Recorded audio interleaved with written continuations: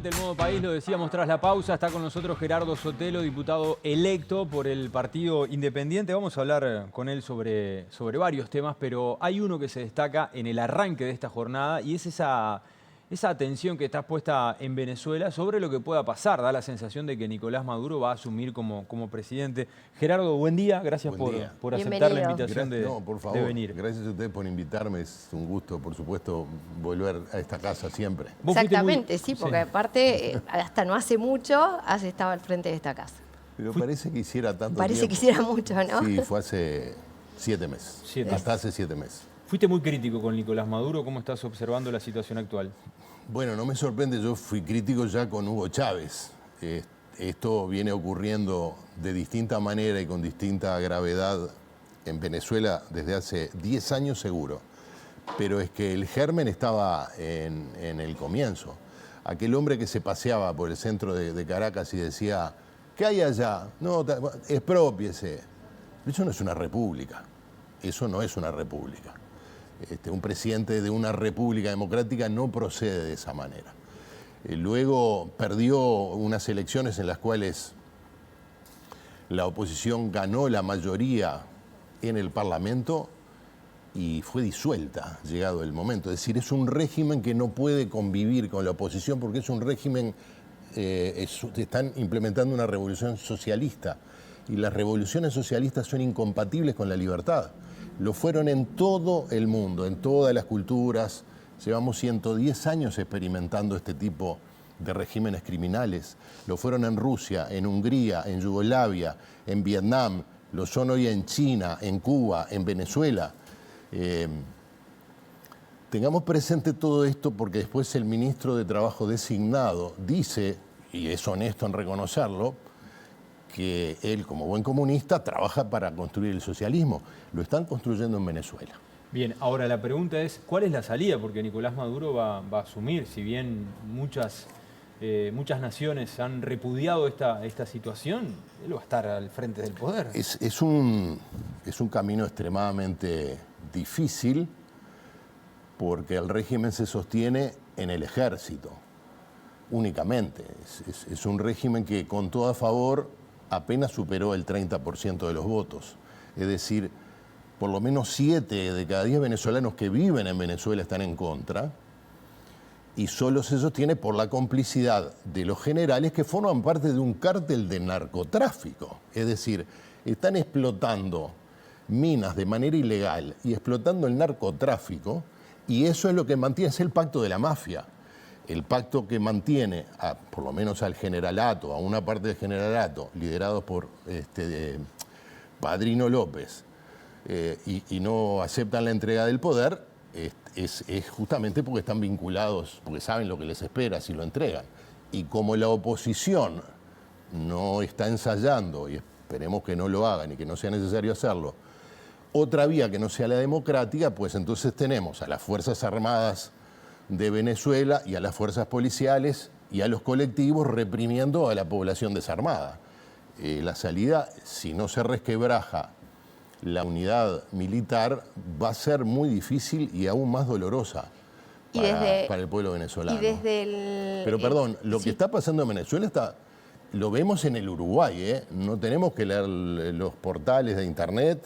En el Uruguay hay miles de venezolanos como hay miles de cubanos, Alcanza con hablar con ellos para ver cómo están viviendo este problema que no es de los venezolanos. ¿Sería necesaria una intervención en Venezuela?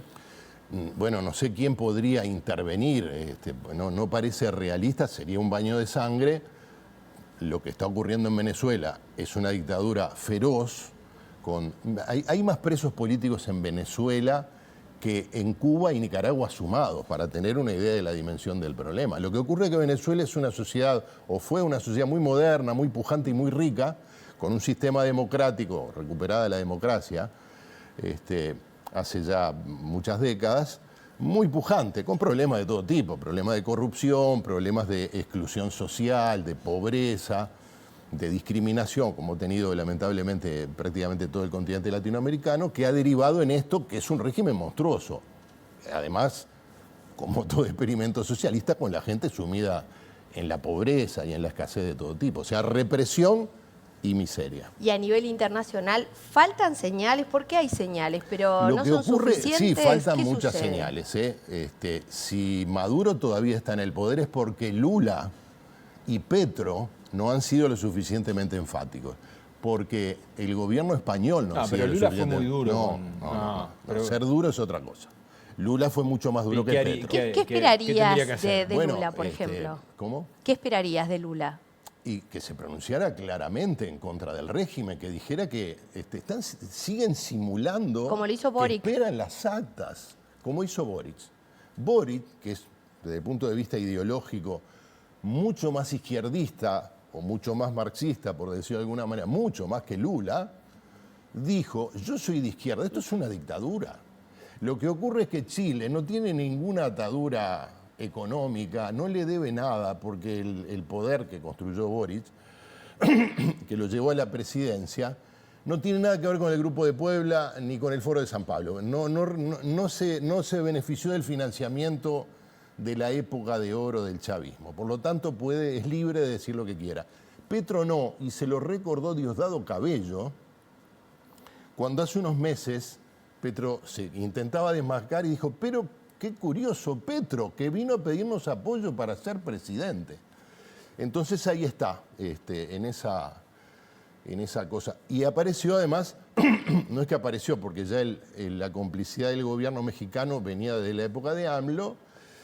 México tiene su propia realidad, ahora tiene un escenario bastante complicado con la llegada de Donald Trump al poder, que está diciendo cosas que son realmente espeluznantes, como por ejemplo cambiarle el nombre al Golfo de México, anexarse Canadá y Groenlandia, está en una deriva bastante preocupante, tiene sus propios problemas, pero tiene además una matriz ideológica que es la que le impide, no debería impedirlo, porque si no se lo impide a Boric, no se lo debería impedir a México, decir claramente qué es lo que piensa del gobierno de Maduro y tratarlo en consecuencia. Bien, Gerardo, ¿el Partido Independiente forma parte de la coalición de gobierno? ¿Lo seguirá formando? Sí, claro, ¿Sí? sí, claro. Sí, es fundador y seguimos teniendo instancias, además de que seguimos formando parte de este gobierno y vamos a seguir hasta el último día, instancias de coordinación y de acercamiento. Claro. ¿En la próxima legislatura el Partido Independiente podría apoyar un proyecto de ley, por ejemplo, impulsado por el Frente Amplio? Sí, sin duda, en la medida que sea un proyecto de ley que se estime útil y adecuado como para beneficiar la vida de la gente, no tengas la menor duda. Pero, por ejemplo, si el sí. Partido Nacional y el Partido Colorado no a eso estuvieran de iba. acuerdo. Lo que ocurre es que la coalición republicana que se forma en las vísperas de ganar la presidencia Luis Lacalle Pou, nunca pasó por la experiencia de estar en la oposición. Entonces, lo que puede ocurrir, y esperemos que ocurra, es que se consolide en la oposición como un espacio de articulación política, de pertenencia, con cierta organicidad, con ciertos proyectos de trabajo legislativos al futuro. Si eso ocurre, pues habrá una instancia de coordinación y algún tipo de compromiso político mayor del que formalmente existe hoy. Aún en esa instancia, supongo que los partidos también tendrán cierta libertad para actuar, pero existiría en esa hipótesis un marco de coordinación que te obligaría. Hoy formalmente no existe. Que te obligaría a... Que te obligaría a coordinar primero coordinar. en la coalición. En la interna de la coalición. Pero, por ejemplo, el partido... no me estás contestando lo que te pregunté. No, porque depende de eso. Pero O si sea, no si vas formalmente hoy el Partido Independiente tiene un diputado y actúa con independencia. Bien, perfecto. Pero si vas a la discusión con el Partido Nacional, si vas a la discusión con el Partido Colorado y, por ejemplo, no llegás a un acuerdo, ¿apoyás algo con lo que ideológicamente, por ejemplo... Depende de la magnitud, de la gravedad, de la relevancia que tenga ese proyecto y del grado de acuerdo. En el Parlamento uruguayo hay niveles de acuerdo ¿Sabes por qué te pregunto esto? extraordinariamente significativos. Va a ser un voto, en algunos casos, fundamental.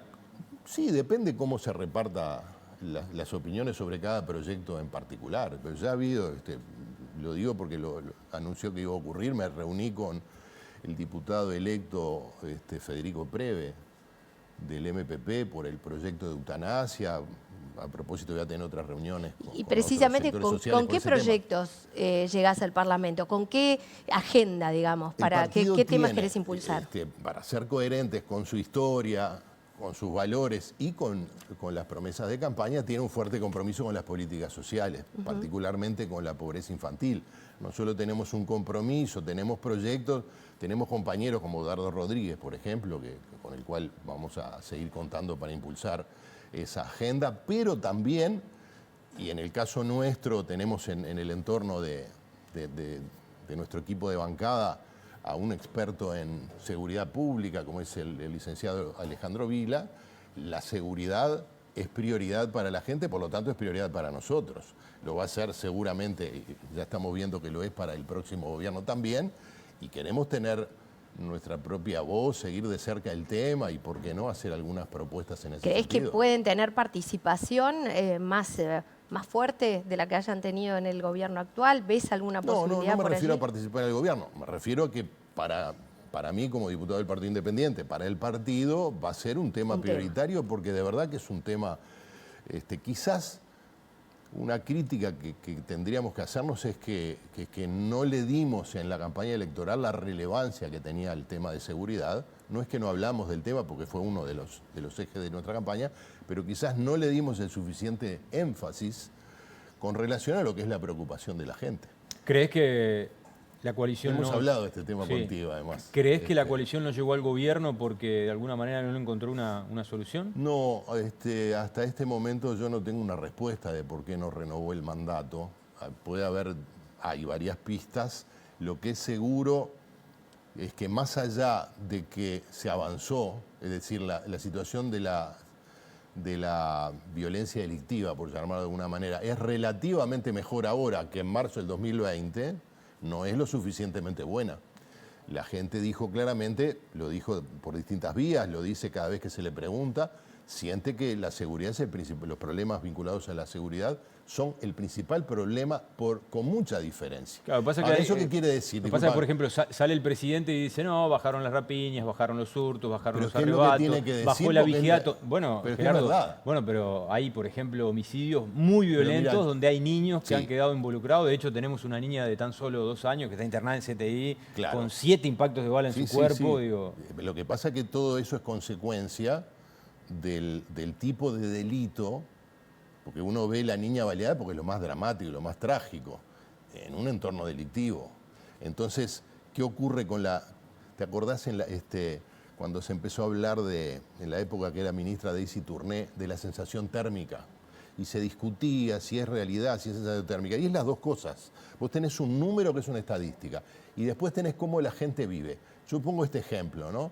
Si yo te digo que en el año 2023 a tu familia hubo 4 personas que fueron víctimas de rapiña y 1 de copamiento, y que este año son 3 las personas que fueron víctimas de rapiña, vos me decís, mirá, yo me siento igual, mi familia vive igualmente insegura.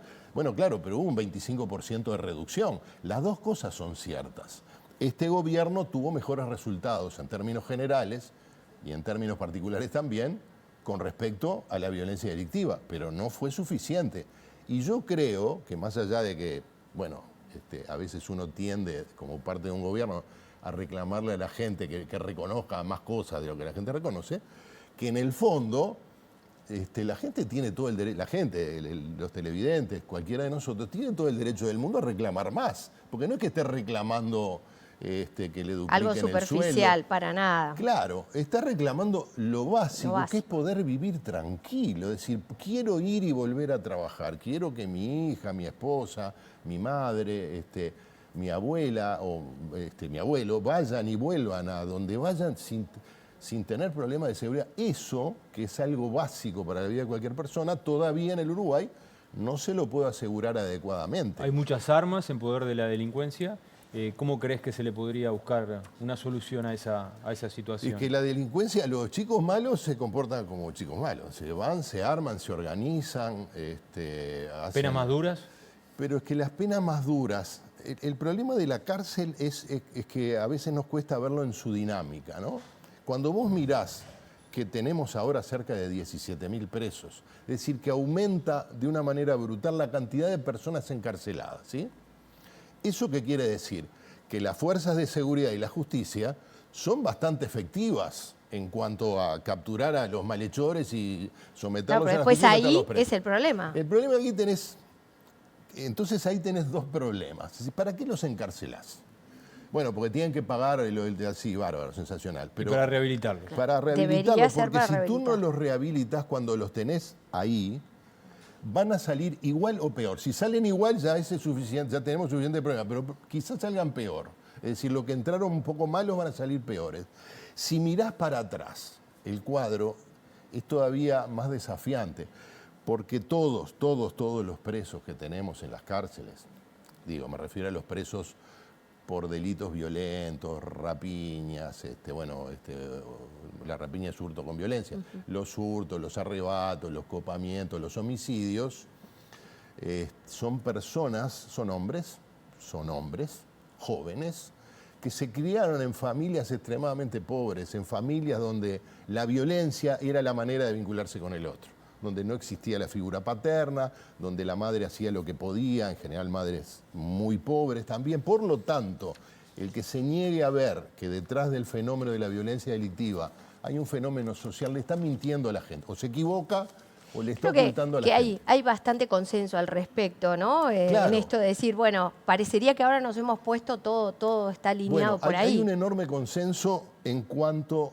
a la centralidad de lo que significa a futuro trabajar sobre la pobreza infantil. Pero esto lo sabemos desde hace décadas, sabemos que lo que se invierte combatiendo la pobreza y todas sus consecuencias. Sí, que no es la de los niños solamente, la de su entorno. Claro, porque los niños no viven solos, viven en un entorno de marginación, de pobreza, de violencia, de adicciones, en fin. Todo lo que se invierte ahí, después lo vas a estar ahorrando en seguridad, sistema carcelario, pero además el país tiene un gravísimo problema demográfico y social. El país no crece más de lo que crece porque no tiene más mano de obra calificada para crecer. Aquellos que tienen los universitarios uruguayos, como los del resto del mundo, no tienen desocupación. Aquellos que tienen más calificación siguen teniendo mejores posibilidades de acceder a un trabajo bien remunerado. Por lo tanto, para que crezca el PBI, para que crezca la producción, la riqueza disponible, tenemos que incorporar más gente al mercado de trabajo. ¿Y qué hace el Uruguay? Se desperdicia la mitad de la juventud en el ciclo básico, abandonan el ciclo básico de enseñanza secundaria. ¿Eso qué quiere decir? Dos cosas. Primero, que vas a tener un montón de jóvenes que van a ser adultos y que van a tratar de conseguir los trabajos que puedan conseguir, por lo general, mal remunerados y con una gran inestabilidad laboral. Vas a tener que asistirlos porque no van a poder llevar adelante la vida. Y además, los perdiste para un mercado laboral altamente calificado que pueda hacer crecer al país con una economía como la economía actual, que es muy desafiante, tiene mucho que ver con la tecnología y con otras habilidades. Nos tenemos que ir al móvil, ya sabés cómo son los tiempos, pero se vienen las departamentales. Ustedes han hablado de apoyar esta idea del voto cruzado. Van a estar apoyando para las municipales de Montevideo a Martín Lema del Partido Nacional. Contanos un poquito cuál es el posicionamiento del Partido Independiente. Lo que resolvió la mesa ejecutiva departamental de Montevideo fue negociar en el seno de la coalición. Eso fue lo que resolvió. Lo que ocurre es que Martín... Es por ahora el único candidato. Es el único. Entonces ha habido conversaciones con Martín Lema, con el Partido Nacional, las habrá con el Partido Colorado, con todo aquel que tenga deseos de conversar con nosotros, porque lo primero que resolvimos es no presentar candidatura, a pesar de que fuimos el tercer partido más votado de la coalición en Montevideo, por lo tanto, habiendo 3 candidatos, podríamos haber dicho nosotros vamos a presentar uno. Siendo realistas, no tenemos la fuerza electoral, política y económica como para hacer una campaña. Así que están dispuestos a conversar. Entonces resolvimos conversar, negociar en el seno de la coalición con los demás partidos y con sus candidatos. Y lo que ocurre es que, claro, Martín es el único. Es el único por ahora, ¿no? Gerardo, suerte en la Asunción el año que viene. El año que viene. El año que viene, el mes que viene. Este año. Este año. Suerte en los próximos... En los próximos meses seguramente vamos a volver a conversar. Ya estarás instalado en el Parlamento. Sí, les agradezco mucho por la invitación. Es un gusto estar... Es la primera vez que estoy acá en el programa, ¿no? Sí, creo que sí. Sí. Es un poco raro todavía venir al canal como invitado, pero además de felicitarlos por el trabajo y desearles un gran año. Muchas gracias. Y como muchos comunicadores ingresando en la política, ¿no? Que eso también es algo que viene sucediendo y llama la atención, ¿no? Como el pasaje de estos espacios, con la trayectoria que tú tenés, a la política. Así que también estrenando de alguna forma ese nuevo rol. Bueno, sí, de hecho yo aquí estuve en un cargo político, Claro, pero pero tenía en un tu componente área. técnico, profesional, que de alguna manera disimulaba que era un cargo de naturaleza política. Ahora claramente en una tarea de representación popular. ¿Y esto significa abandonar el periodismo para siempre? ¿Cómo lo sentís? El ejercicio del periodismo ya lo abandoné Sí. hace 5 años. Pero yo escribir, entiendo columna, algo.